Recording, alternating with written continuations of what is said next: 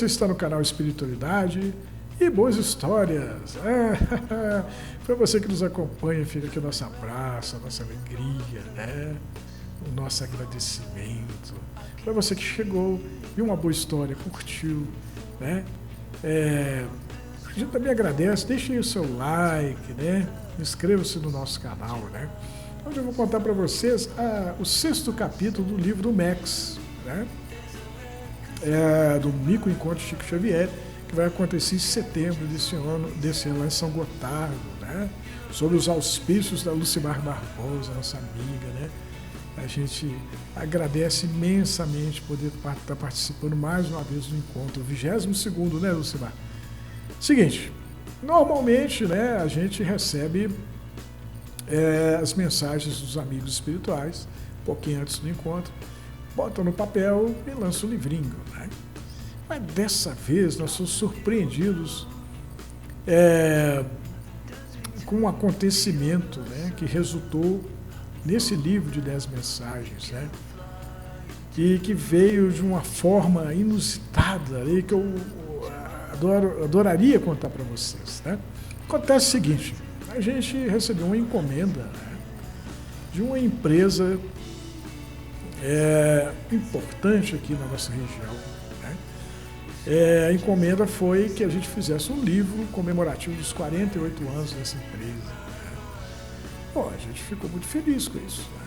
E eu e minha esposa pegamos o carro, fomos para a cidade aqui perto, onde fica essa empresa, e encontramos com o Céu da empresa lá. O Céu é o diretor, é um nome bacana para diretor, né? E encontramos também com a equipe de produção e marketing da empresa, né? E numa reunião ficou decidido como que seria produzido o livro, né, comemorativo. Bom, acabou a reunião, quero ir para casa, né? Mas aí o Céu da empresa, o diretor, chamou a gente para uma conversa num jardim no meio do prédio, né, uma conversa informal. E o moço começou a falar coisas que tinham a ver com a empresa, né, principalmente com o projeto mais atual da empresa, né, que eles estavam trabalhando para o governo no desenvolvimento do marketing tecnológico para promover a cidadania fiscal, né, e informar as pessoas a respeito da importância dos tributos, né. Então eles estavam desenvolvendo esse projeto e o cara estava muito orgulhoso disso e ele queria, evidentemente, que isso estivesse no livro, né? Então o que a gente fez? Pegamos lá o papel e lápis, começamos a anotar o ditado do moço, né? Só que ele começou a falar coisas que não tinham nada a ver, né, com o que a empresa dele estava fazendo, né? E aí a gente percebeu, né, porque tem muitos anos que a gente recebe ditados, principalmente por parte dos espíritos, né, que a espiritualidade estava por trás daquele ditado ali, né, que eles estavam usando o céu da empresa para transmitir essas histórias, né?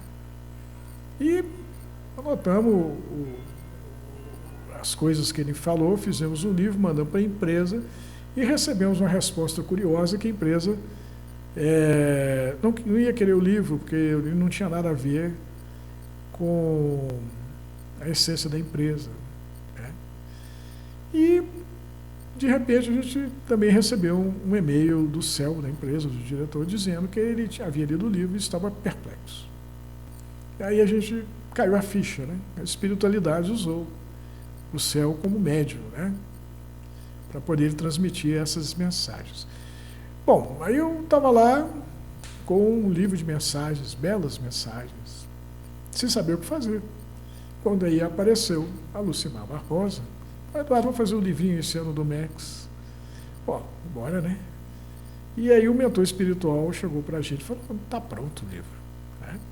São as 10 mensagens que você recebeu através do céu da empresa.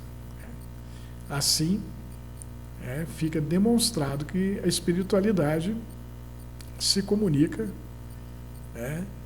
das mais diversas formas, né? No caso, em pleno dia, fora de uma casa existencial, usando uma pessoa que não é um médio ostensivo, né? Não trabalha com a coisa. Isso me deixou maravilhado. Eu falei, rapaz, que nível que a espiritualidade alcançou de influência na nossa sociedade, né? Eu achei essa história uma história mágica, né? Bom, deixa eu contar para vocês o capítulo 6 desse livro, então. O título é Quando o aluno está pronto, o professor aparece, né? Essa frase está no Bhagavad Gita, que é o livro sagrado dos indianos, né? A isso, a história começa com a seguinte reflexão. Para nós que servimos na delegacia da Receita Federal de São Gotardo City, a delegacia é mais que um lugar. É uma professora com quem aprendemos no exercício diário das nossas funções, amadurecendo assim na aquisição da bagagem que nos habilitará a assumir novas responsabilidades, pois a delegacia está sempre a nos desafiar a fazer melhor. Bom, essa é uma reflexão técnica, né?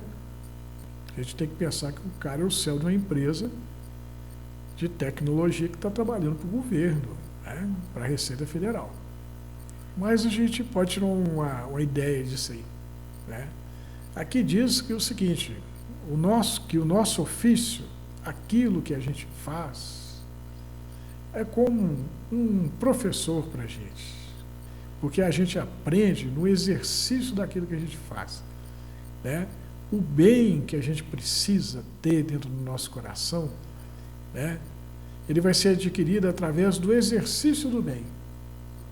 E quanto mais bem a gente tiver no coração, maiores serão os nossos desafios, né?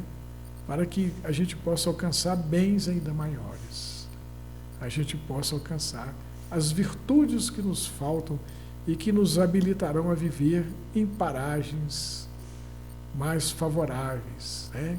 Junto a espíritos mais evoluídos, mais amorosos. Bom, essa. Bom, voltando ao texto, meu nome é Adair. Antes de entrar para a Receita Federal, eu sonhava em aprender a tocar um instrumento musical, a tirar música dele, música que estava potencialmente dentro de mim. Me ansiava por tocá-la e ouvi-la, e maravilhar-me em saber que eu era mais que em minha atual versão.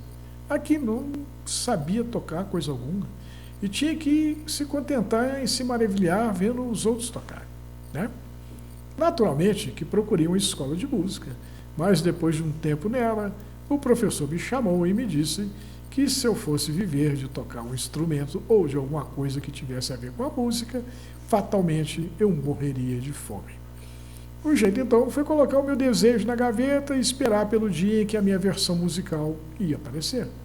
Mas como ela não aparecia, pensei seriamente que talvez eu tivesse que esperar até a próxima encarnação. Como a vida não para, formei-me, arrumei um emprego, casei-me e tive um casal de filhos.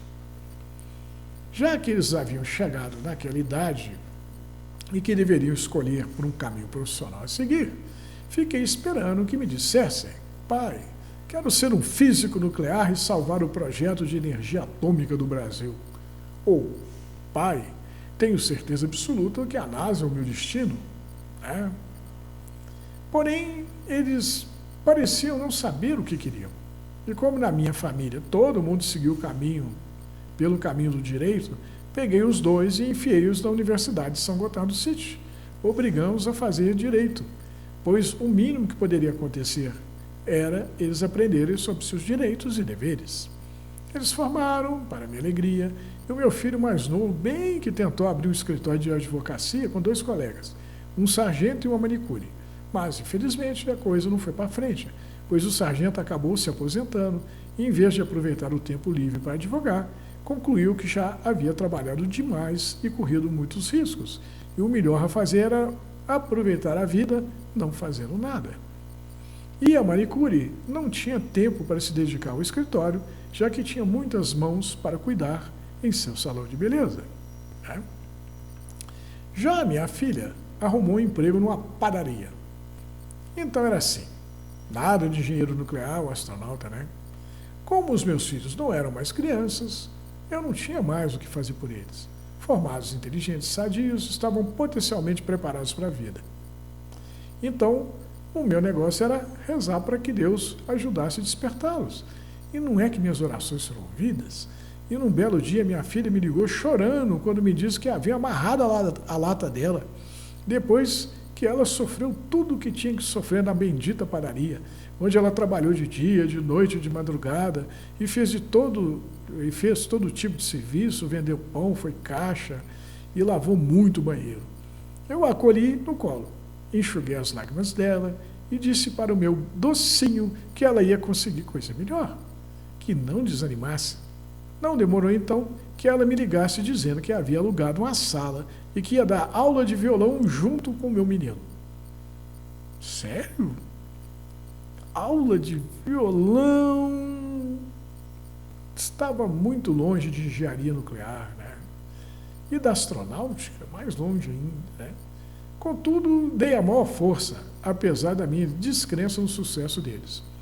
Não demorou muito, mas minha filha me ligou dizendo que havia passado num concurso da prefeitura para a zoonose, aquele negócio de matar mosquito da dengue. Não é que meu filhote também passou no concurso da prefeitura para um departamento responsável pela regularização de obras? Poxa, eu nem sei o que faz um engenheiro nuclear. E esse negócio de ser astronauta, a gente sofre pela falta dos filhos, eles estando ali pertinho, em São Gotardo City, né, quando foram para a faculdade. Imagina só a bilhões de quilômetros da Terra, né? 5 anos se passaram desde a padaria, e a escolinha de música está firme e forte. Os meninos trabalham o dia todo na prefeitura e quando acaba o horário de serviço por lá, eles vão dar aula. Estou cansado só de ouvir falar o tanto que eles estão trabalhando. Se isso é orgulho de pai? É claro que é. Mas o melhor ainda estava por vir. Meu filho chegou um dia de mansinho, daquele jeito coração bom dele, e me perguntou se eu queria que ele me ensinasse a tocar aquele teclado que minha mãe havia me dado de presente e que estava acumulando poeira.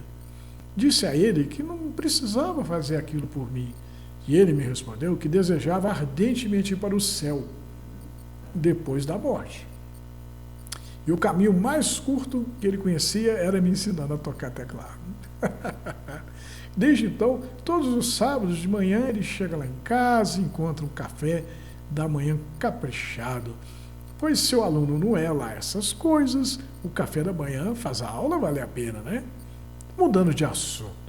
Faz mais de 30 anos que trabalha atendendo no balcão da agência da Receita Federal de Lugar Nenhum. Você sabe onde é que fica Lugar Nenhum? É a terra do Coragem, o cão covarde do desenho animado. Depois vocês olham aí na internet. Um desenho fantástico. Uma agência vinculada à delegacia de São Gotardo City. Quando comecei na agência, era visto pela minha chefe como alguém que entra na cozinha para cozinhar e não sabe fritar um ovo. Então o negócio era aprender a cozinhar primeiro, né? Eu andei salgando arroz, colocando água demais no feijão, trocando o tempero e pisando no tomate da salada. Minha chefe, então, fez uma reunião e, depois de muita explicação, ela disse que concluiu que o mundo estava de cabeça para baixo por minha causa. Bom, como eu tinha que trabalhar para pagar as contas, só me restava aguentar o tranco, né? Mesmo minha chefe estando na cola, ameaçando me mandar para uma agência para lá de lugar nenhum, ou me trancar na sala do arquivo morto para sempre. Não, ela não ia me matar, né? Apesar da vontade não faltar e os motivos também. A referida sala tinha um arquivo em que eram arquivados documentos que já não serviam mais para nada. Por isso eram chamados de documentos mortos. E como o arquivo era um arquivo de documentos mortos, ele passou a ser chamado arquivo morto. O tempo foi passando e o povo de Deus foi aposentando, até que sobrou eu e um colega na agência. Como houve uma modernização do serviço público e os funcionários passaram a trabalhar no sistema de homework, ou seja, em casa, as agências e delegacias foram fechadas, restando apenas umas poucas. Soma-se a esse fato que não para de aposentar gente no serviço público federal e os concursos são cada vez mais raros. Raro também se tornou um servidor que atende presencialmente e impossível arrumar alguém para ficar no lugar de alguém que se aposentou. O delegado de São Gotardo do Sítio, então, veio nos visitar. Ele disse que a agência precisava de um novo agente e contava que ou eu ou o meu colega assumíssemos esse papel. O colega, 10 anos mais novo do que eu, olhou para minha cara com aquela cara de: olha, você segura essa que eu te ajudo.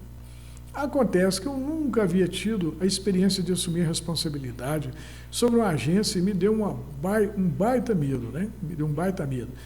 E foi aí que o delegado se revelou um líder, pois líder não é aquele que sabe mandar, mas é aquele que sabe motivar seus liderados a fazer o seu melhor.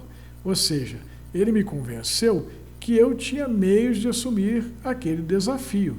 E cá estamos nós levando o barco da agência já faz alguns anos. Gente, acabo de aprender a tocar no teclado a música The Wages, do Bruce Crosby. Uma música lá de 1986, lindíssima. Nem nos meus sonhos mais sublimes eu poderia imaginar que daria conta de tocá-la.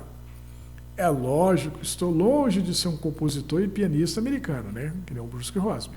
Assim como não sou nem sombra dos meus chefes anteriores, mas sou o que está na mão. Tem algo que o padre fala na missa de domingo que adoro ouvir. Sempre que termina a homilia: Deus não vai mandar seus anjos descerem do céu para fazerem o que devemos fazer, assumirem por nós o compromisso que nós assumimos com a vida. Portanto, vamos ter que nos virar com o que temos na mão.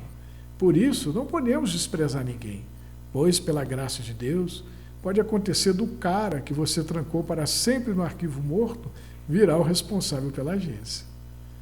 Amo o sentido gerencial dessas santas palavras. Não que de uma hora para outra, quem sobrar vai assumir o encargo de quem foi embora, sem ter a menor noção de como se faz. Mas o fato é que Deus não desistiu de nós. E de vez em quando, Ele manda o nosso anjo da guarda usar a boca do nosso chefe para nos revelar que já estamos prontos, que temos a bagagem necessária e não precisamos ter medo, porque o Pai infinitamente misericordioso e bom está conosco. Para terminar, se você não conseguiu ainda, não desista, porque eu ia desistir. E desde então vivi agoniado pelo meu fracasso e atormentado pela frustração. Mas isso é porque eu não sabia que o meu professor ainda ia nascer, crescer, aprender a tocar, para depois me ensinar. Portanto, tenha fé, seja paciente e persevere. O fruto não amadurece antes da hora. E torça para ter um chefe atento que chame a sua atenção quando o fruto estiver pronto, para que o fruto não se perca. Que bela história, não é? É isso aí. Às vezes a gente pensa: poxa, para mim não dá certo, as coisas não dão certo. Dá sim, elas vão dar. Se você continuar trabalhando, persistindo, né, alimentando o seu sonho, de alguma forma vai dar certo. Talvez o sonho mude, né? Talvez a vida te abra outras portas, né? Mas a intenção é a mesma, é o aprimoramento espiritual. É você exercitar a paciência, a perseverança, né? A tolerância, o amor, enriquecer a sua fé. Né? Essa aí é a grande ideia. Portanto, os desafios da vida, eles não são à toa, eles não foram feitos para te penalizar, eles foram feitos para desenvolver a sua força espiritual, tornar você uma versão melhor de si mesmo. Né? Foram feitos para você desenvolver as suas asas, para que um dia você possa alçar aos céus usando das suas asas, resultados nascidos do seu esforço e da sua luta. Espero que tenham gostado. Fiquem com Deus e até a próxima. Boa história.